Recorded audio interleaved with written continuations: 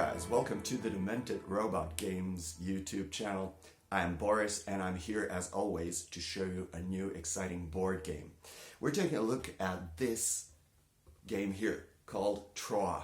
Now this is a game that I was really excited about and interested in because it has dice allocation slash dice placement, however you want to call it, mechanism as a core mechanism in this game, and I really loved the idea of having your pool of dice and then choosing where to place them and how to distribute them between various different actions to formulate your strategy. That's exactly what this game is.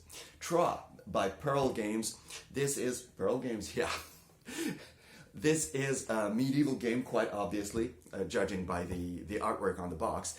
A medieval game in which, thematically and story-wise, we are going to be noble families who are going to influence the development and growth of the city of Troyes. We are noble families of the land, and we're trying to use our wealth and influence to help the city, help it grow, help it prosper, and do that in such a way that will make us the most renowned, most famous family of the area.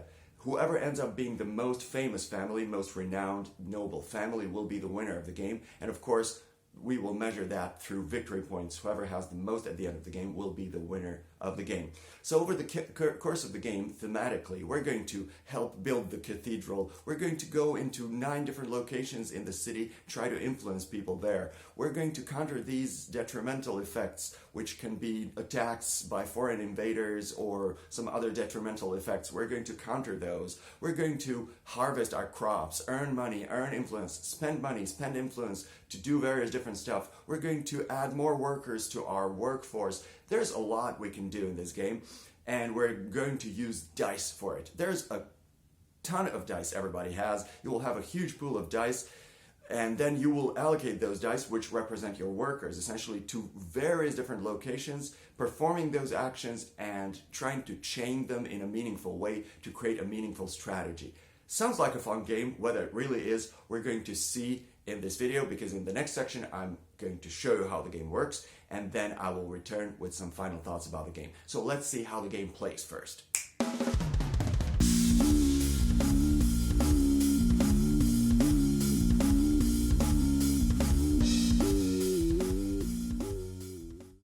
Okay guys, this is how the game looks like on the table. As you can see, this is a dice allocation game. So these dice here in the middle of the table are going to be the main thing here, because we're going to use these dice to allocate them to various different actions available to us during the game so that we can trigger these actions. Thematically speaking, these dice that you own, that you have, are your workforce, various different kinds of people in the city of Troyes that you can use to allocate them to certain tasks and errands and jobs and to do things for you, essentially. So you manipulate your workforce, essentially. So each player is going to have their own area here at the city square. So you are going to mark your area with your the wooden token of your color so that you don't mix things up. So if I'm an orange player, this here is going to be my section of the pie, so to speak. And these here are my dice. This is my dice pool, and those are the dice I have available for me to use over the course of the game. So the main thing here is basically spending your dice to do various different things in this game. Now, the main mechanism in the game during your turn is that you get to use one group of dice of the same color. A group of dice can represent 1, 2, or 3 dice of the same color. You cannot mix colors for the single action. And then you will take those dice and choose how and where on the board to use them, resolve the effects of that action, and that's basically your whole turn. So basically all you have to do mechanically as a player is choose how you're going to use your dice, which group, for what. When you resolve one single action, you are done. As a part of that, additionally, you can purchase dice from other people's dice pools and or manipulate results of your own dice. So this is not a luck-oriented game. Yes, you have dice and you have these pips, and larger numbers are better on the dice, generally speaking, but there are ways in which you can mitigate that by buying other people's dice and or manipulating your own, okay? So that's the basic gist of the game. But of course, the meat of the game is in these actions that you have at your disposal, all the various things that you can do in this game. And there's quite a few, okay? So let's run through these actions a little bit, okay? The first thing you can do is build the cathedral. Building the cathedral happens here in this area of the board. Thematically speaking, in the city of Troyes, there was a huge cathedral that was built for hundreds of years. And obviously an important part of the game is participating in building of the cathedral, because that's how you that's how you gain your fame and renown, and that's the main thing in the game, to be the most famous noble family in the city of Troyes, right? So building the cathedral is very important. How do you do that? You do that by using white dice. Obviously, you see that each vertical column represents one result on the white die. So you can use up to 3 dice, 1, 2, or 3 dice of the white color, and use them to participate in building the cathedral here. So for example, I can choose to use my number 5 here and number 4, let's say, okay, for this. Okay, number 5 allows me to place in this vertical row. Number 4 allows me to place in this vertical row. Okay, and I always have to place in the lowest available position. So since nothing is filled here, I have to place immediately at the lowest level. So I will take my cubes, place 1 cube here, and place another cube here. Okay, but if, for example, I had number 3 here, let's say that I had number 3 here, like this, okay, I would then place my cube here at this level, because this lowest level is already occupied. Each time you place a cube like this, you are receiving influence points. It's these points here. You start with 4, but you can have more or less. And you receive victory points. Victory points are very important because that's what we're working for. Each time you win this, you take it into your own area, face down, and you keep these face down until the end of the game, okay? When you earn an influence point, you will keep track of it by moving this token on this track. Influence points are very important, but we're going to get to that later. So points, influence points, and victory points are one of the reasons why you want to build a cathedral. But another reason may be because you want to avoid losing points at the end of the game. Because for each horizontal row of the cathedral that you haven't, that you don't have a cube on at the end of the game, will lose you 2 points. So in theory, if you neglect this, you can lose 6 points, and that's quite a bit in this game, okay? So that's one action, building a cathedral. Another thing you can do is resolve these events. These cards that are placed in these slots at the bottom of the board are event cards. At the beginning of each round, we're going to draw 1 red event. It's this card here. These are military events that bring in these attackers that we have to, represented by these black cubes, that we have to defeat at the beginning of the round. But each red event card also tells us to draw 1 additional event. You see that this card tells us to draw 1 additional card from the yellow deck here. So I have drawn this, and this card told me to draw 1 yellow card. You see, this is a yellow card. These are events that will trigger immediately when they appear, and they will additionally trigger at the beginning of each consequent round as long as they are on the board. And these are always bad for us because we have to fight these invaders, and these other events that are not military, they do something bad for us essentially. So those are detrimental effects, so we want to get rid of those for the sake of our game being easier. But also, for doing that, we will earn influence, and we will earn victory points, so that's an additional reason why we want to do that. Anyway, when you want to take care of, resolve one of these events that are here, you can have as many of them here, you will then have to activate these cards. Use your dice basically to activate these cards and try to eliminate these events, okay? Each card will tell you what kind of dice you need. So this tells us that we need red dice to resolve this event. You see, red. This card, for example, this is a yellow card, and it will require yellow dice, okay? So what you will basically do is you will pick dice of the right color, and then you will decide whether you want to use 1, 2, or 3 dice of the same color. So let's say that I want to use 3 dice to resolve this event here. I will add up all the pips on my dice, so that's 5, 7, that's 8, divided by 4, you see, it has to be divided by this number written on the card. That's 2. If I need, I will round it down to the lower number. Anyway, that's 2, which means I get to activate this card twice, okay? And each activation allows me to put one of my cubes on that card. Since I activated it twice, I'm going to take 1 and 2 cubes and place it on the card. Always begin up and to the left if you can, and work your way down. That's important. Okay, so I have not eliminated this event because this event is eliminated when the last cube is placed here. But I am participating in this. Okay, for each cube I place like this, I will earn 1 influence point. So I will increase my influence points by 2 for that. When the last cube is placed here, either by me or by another player, this event is resolved, removed from the game. Okay, and whoever had the most cubes at that point will earn 3 points for this particular card, and the second guy will earn 1 point. The third guy won't earn anything if there is a third guy. Okay, so we will remove this, and the guy who had the most, the player who had most cubes on this card will take it because it may give you some end game scoring opportunities. So you will keep these. Okay, and that's how that works basically. For this, you will earn influence points by placing cubes, and when it's eliminated, you will earn some points. Of course, the moment you earn these points, you will take them and place them face down in front of you. The next thing you can do with your dice, of course, each time you use your dice, you remove them from the game. So you are slowly spending your dice, right? In this instance, I won't do that because I want to show you how the game works. But each time you use your dice, you remove them from the game. The next thing you can do are these action locations, let's say, action cards, let's say.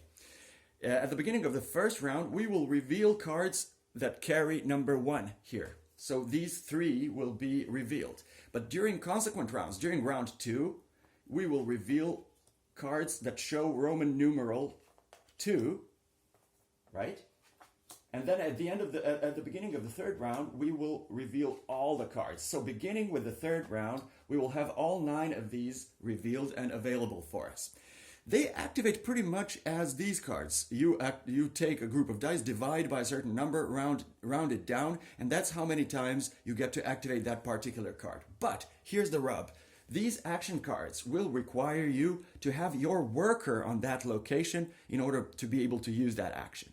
So if I want to, let's say, use this action, for example, this card, for each activation, this card will bring me 3 money, 3 gold coins, and that's very important. Money is important in this game. If I want money and I want to activate this card, I will first have to place my worker there. Okay? Now, first I will need to have a worker in my personal supply, or I can hire a worker by spending 2 influence points from the general supply. Or alternatively, I can move my worker from any other place on the board to the card where I want to move it. So let's say I want to use this card. I will place my worker here on this spot, which at the end of the game, by the way, will bring me 1 point. And for that privilege, I will pay 2 gold. So I have to pay for the privilege of placing my worker here. So I will place 2 gold in the bank. Never mind that. And then, from that moment on, I can activate my red cubes, divide them by 2, and for each activation, I'm getting 3 gold. So this is a card that will keep bringing me money. Good news about this is that whoever has their worker there, as long as that worker is there, they can keep activating that without additional costs. Okay? Each turn, they can activate this card and take money without additional workers or additional money being invested. Okay? At the end of the game, you will earn points for your worker being in that spot. Okay? So there are cards where the first guy who places the worker will earn 3 points at the end of the game. The second guy, for example, here will earn 2 points at the end of the game. The third guy can still place their worker, but they won't earn anything in points. These cards do various different things. For example, this one brings you gold. This one allows you, for each activation, to turn 3 influence points into 2 victory points. this here turns, increases your results on your red dice. This here turns money into victory points. These actions do various things, and they are basically a kind of an engine building mechanism in the game. You combine them to use various different stuff to follow your strategy, whatever it is that you want to do strategically during the game. Okay? The next thing you can do is harvest. These are your fields. It's a very simple action. You activate it by yellow dice, divide by 2. For each activation, you're getting 1 gold. It's a simple action to get more money if you're lacking money.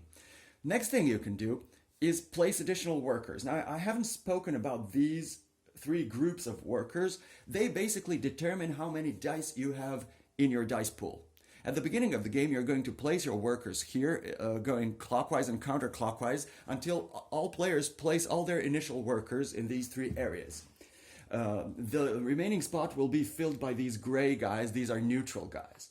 In this game, you will always have a neutral player, and they will always have a dice pool. They don't do anything. They just fill up these spaces and give you additional dice, essentially. Anyway, the number of workers you have in these 3 areas determines the structure of your dice and how many dice you have. Okay? So, for example, orange player has 3 guys in the yellow area, so they will have 3 yellow dice. They have 2 workers in red area, they will have 2 red dice, and they have only... sorry, I made a mistake. Okay, this guy should have 1 more white. Oh, yeah, it's this one. Okay, the orange guy has 2 guys in the white area, and they have 2 white guys. Yellow guys are ordinary people, merchants and artisans. Red guys are noblemen. They usually deal in military matters. And white guys are clergymen, priests, abbots, monks, and church people, essentially. So, your workers determine how many dice you have in each color and determine your dice pool, essentially. Now, as an action, you can place additional workers in these areas, which you will definitely want to do at some point, okay?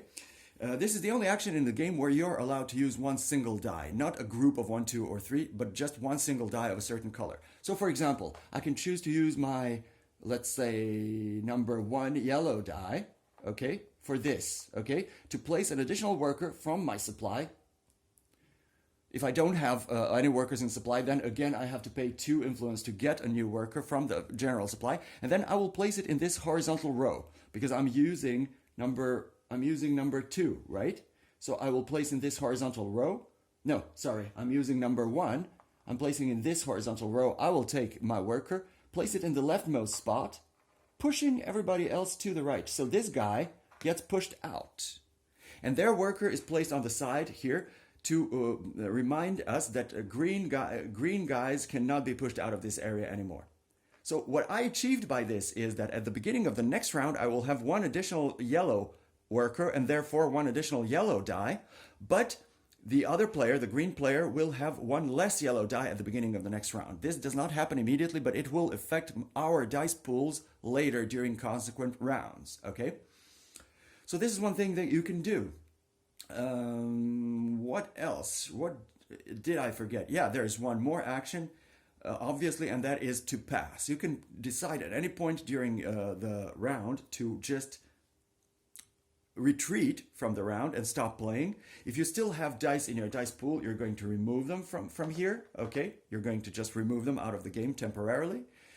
And then you will place 2 gold from the bank in your area, like this. Other players can continue playing, but each time your turn would normally come, you would take 1 additional gold and place it here. This money is the money that you will get when the round ends, okay?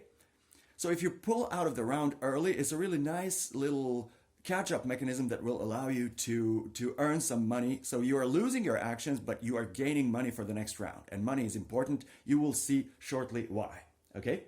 So these are actions available to you during your turn. Those are the things that you can do. But very importantly, I will return these dice just for the sake of showing you stuff, okay?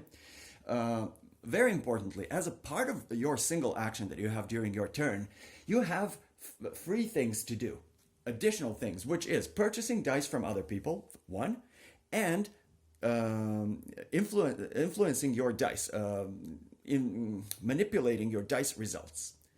You can purchase other people's dice from their dice pool, and that's a very important aspect of this game because it brings in a lot of interaction in this game. By paying that person money. So if I want to take this die from the green player, during my turn I can do that by paying the green guy directly money from my supply into their supply, okay?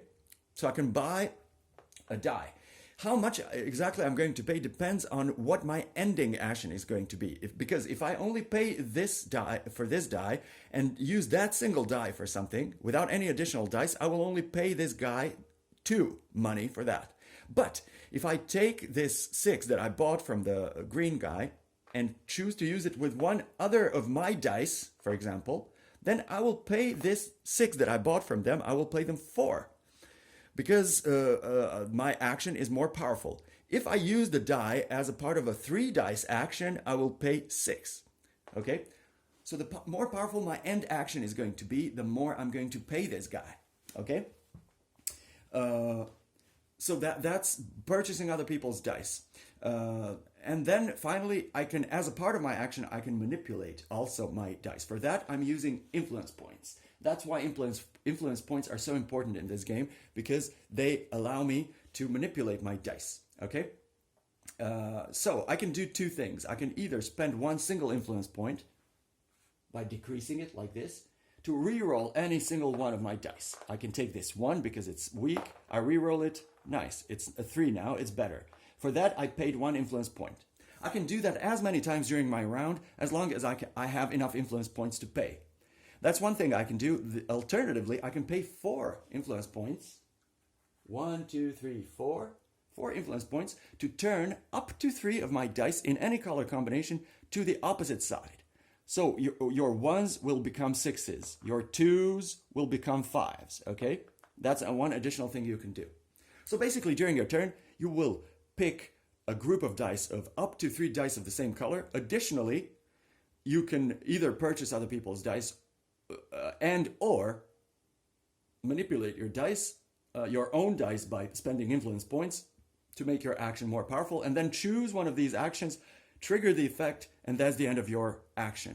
Then the next guy in the clockwise direction does the same thing, and the game goes around the table like that until the end of the round. The round will end in one of 2 ways, either by all of these dice being spent when there's not a single die here at the city square that anybody can use, that immediately ends the round, or when everybody passes, excluding the dummy player, which obviously, the neutral player, which obviously he doesn't have to pass. He's just there, okay? When the round ends, there's some cleanup. Everybody whose workers got pushed out will get those workers back into their supplies, and we go into the next round. The game will last as long, for as many rounds as it takes for these cards, for the red deck to be emptied, okay? The red deck will have a certain number of cards depending on the number of players. When the last card is pulled and placed here on the board, when there's no more of these red cards, that is the last round of the game. When we finish that one, it's the end of the game, and then we go into the scoring. You will have as many points as you have these victory points in your possession, plus you will have negative points for each horizontal row of the cathedral where you don't have your cubes. Those are negative points. Then you will earn additional points for your workers on these cards, okay, at the end of the game. You will earn points for all the cubes that you have on unresolved event cards that are still on the board. So for each card where you have at least 1 cube, you will earn 1 point. And then finally, you will score your secret events. I haven't told you anything about this, but at the beginning of the game, each player gets 1 of these cards, and those are secret goals. You are only allowed to see your own secret goal. You don't know what other guys have. But the interesting part is that each of these secret goals is scored by everyone. So you are stimulated by the game to figure out how everybody else is playing. Try to figure out which secret goal they have, because you can score that. If you guess correctly, you can score that at the end of the game as well. And these do various things. For example, this one rewards you for having as many influence points as you can. This one rewards you for having most of these cards in your possession when you solve these events. This one influences you for the number of cubes you have on the cathedral, and so on and so forth. I'm not going to explain every single one. When you add all this up, whoever has most points is the winner of this game. And that's Troa in a nutshell for you guys. I haven't explained every single thing about it because obviously there's quite a bit happening in this game, but you do have a pretty good idea how the game works. In the next section of the video, as always, I'm going to share with you some of my final thoughts. So let's do that. Alrighty, people, you've seen how Troa works. It's a really exciting game. There's so many things going on, so many different actions you can do, so many different avenues to victory. And you have freedom to do whatever you want to within the confines of the game, of course, because you have your huge pool of dice. Those are your workers. How you're going to distribute them between different things is up to you. Are you going to use one single die for something, or 2 dice, or maybe a full group of 3 dice of the same color? It's up to you. Are you going for the different number of actions, a large number of different actions, or smaller number of more potent actions? It's up to you. In the process, you can buy dice from other people. So there's a ton of play interaction there as well. I mean, you can make something that's good for you by purchasing somebody else's dice, make your own move more powerful, and at the same time deny this player this dice you have just purchased from them. So there's a ton of play interaction as well. So a ton of choices, a ton of play interaction, so many different things you can do. A ton of replayability here. You have these 9 actions on the board.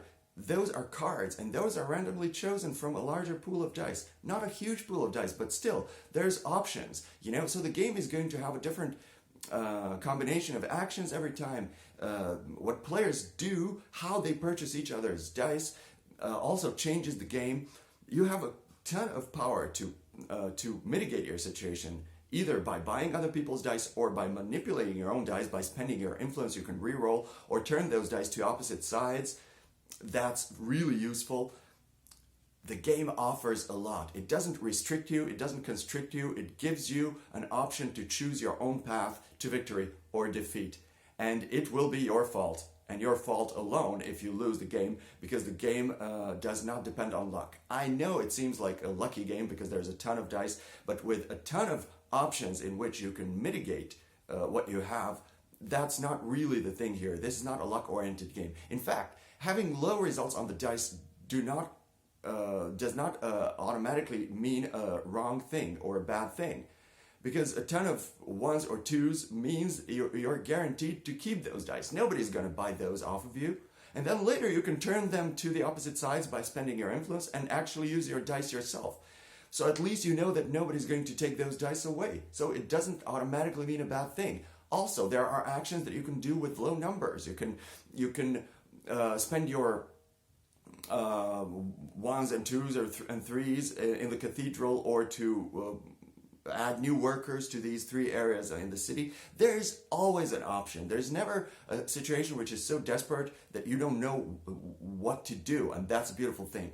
The game has other qualities as well. It looks beautiful. I really love this artwork. I mean, this really looks authentically medieval, as if it were done by an actual medieval artist, and that gives so much flavor and theme to the game. It keeps the theme alive, which brings us to the theme of this game, which is great.